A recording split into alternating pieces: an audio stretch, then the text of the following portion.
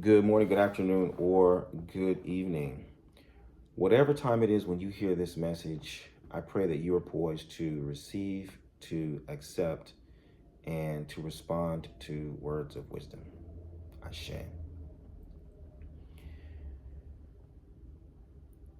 Every time you tell yourself and other people that as soon as you have X number of dollars, then you're going to be able to follow your dreams. As soon as you move into your new house, you're going to be able to start your business. As soon as your spouse stops doing this and starts doing that, then you're going to be able to have a good relationship. As soon as your children get to such and such an age, then you're going to be able to, you know, live a life of fulfillment. You know, every time you tell yourself that story, it's it's like what they call the death of 10,000 cuts. You're imposing the most brutal and cruel form of self torture that you could ever imagine. Because you're saying that your conditions, the circumstances in which you find yourself, are greater than the force that brought you into the world. Okay, so for those of us who practice Orisha lifestyle, we understand that we are here in this world because Ori chose for us to be here in this world. Right? Ori is the selector. Ori is the chooser. Ori chose when you would be born, who would be your parents, what natural gifts and talents you would have, who you would serve, what you would accomplish. All of those things were chosen in the prenatal state. And that is what Obatala said yes to. That's what Olodumare affirmed. And that's the force that brought you to the world. So every time you are here and you're talking about all these different conditions and circumstances that are preventing you from fulfilling your destiny, you're saying that the circumstances around me are greater than the force that brought me into the world. That is a terrible form of self-punishment and self-denial on a deep, deep level. And so I want you to really, really, really stop doing that. And instead, I want you to focus on discovering your natural gifts and talents. Sit with yourself, examine your life, look at the people around you, talk to people around you to ask and find out in sincerity, what is it that you really bring to the world? What are your true natural gifts and talents? How can you master those natural gifts and talents? And as you master those natural gifts and talents, who do you serve?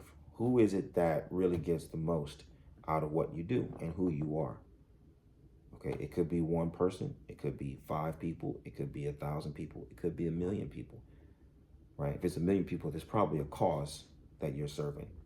And as you start to understand, hey, I serve this cause, then it makes it more clear who are the people that you need to serve in the process of upholding a certain cause. But this is the difference between you being able to be good. See, because you can be in a form of self-denial. You can be diminishing the importance of your prenatal choice and still be good. You can still have a place to live, you can still have, money, you can still have a comfortable life, but not really attaining greatness. Greatness as defined by the full satisfaction of your destiny. That's great, right? It's not that you become famous. It's not that you become rich. Greatness is where you optimize your natural gifts and talents in full compliance with your prenatal choice. That is great. Those are great ones, okay? And that's available to everybody. That is the goal that we all aspire to in reality. So I want you to accept that reality. I want you to really face that reality. I want you to dedicate all of your attention and your energy to realizing that truth that you know deep within yourself. Stop taking these little tiny half steps. Stop denying your ability to show up fully the way that you really want to show up. right? I see so many people, and I work with so many people who are inhibited by insecurity. You let your insecurity dictate how far you go and how big you go, and how sincerely you give yourself to the whole process. Right? You take these little tiny steps, and then you say it's not working, or you say you take a little bitty step, you start to try kind of get a little bead of sweat on your brow, and then you say, oh wow, okay, that's it. You got to go beyond your comfort zone. You have to go beyond your comfort zone. You got to be willing to step all the way out there. And I'm not talking about being wild and out of control. Quite the contrary. I'm talking about a complete and absolute focus and surrendering to who you really are and what you truly want to accomplish, how you really and truly want to show up. You know, you get just right next to the source. You get close to where you want to be, right there in the circle of the people who you want to be with, and then you shrink, you pause, you freeze, you hesitate. You know, you settle for, okay, I'm just here, as opposed to, hey, I'm here, and this is what I'm here to do. This is what I'm here to contribute. This is what I have to offer. All of it, and give it. Give it fully. You're going to be amazed at how much you learn, how much you grow, how much fulfillment you have, how much freedom you experience, how much courage you experience. You're going to be amazed. It's going to be miraculous. And that's going to transform your approach to life. You're going to stop looking constantly to, you know, the accoutrements. You're going to stop looking to the circumstance. This is why people look to beads, pots, and titles. When you overly emphasize your external environment and you refuse to accept your destiny and really reinforce your destiny, you think that if I got these beads, though, I can do it. Oh, but if I have that pot, then I can do it. Well, if I call myself X, Y, Z, then, oh yeah, now I'm legit, I can do it. No. How many people you know with beads, pots, and titles, and they're not living their destiny? They're not fulfilling their destiny at all. They're doing the same thing they were doing before they had beads, pots, and titles, right? So it isn't a question of any kind of a circumstantial or conditional reinforcement. It's about you tapping into who you really are.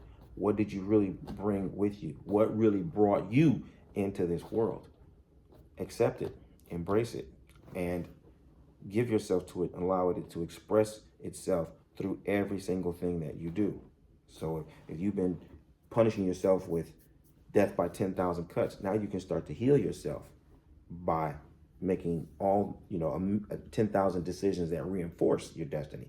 Every time you do something that is in alignment with your prenatal choice, you start the mending process. Every time you do something that is in service to the people who you are destined to serve, you contribute to the mending process. So now your 10,000 cuts get healed and restored, and you're fully functional, and you can do more and more and more and more, and making more meaningful contribution to the people who really matter most.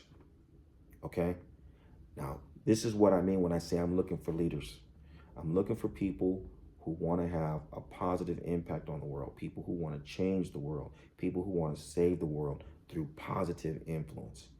If you're one of those people, I want you to go and find out how Obafemi Odugunwa and the Orisha Lifestyle Academy can help take your practice and your life to the next level. Visit me at obafemio.com or orishalifestyle.com, and let's start living the medicine that will heal your life and heal the lives of those who you're destined to serve. Ashe.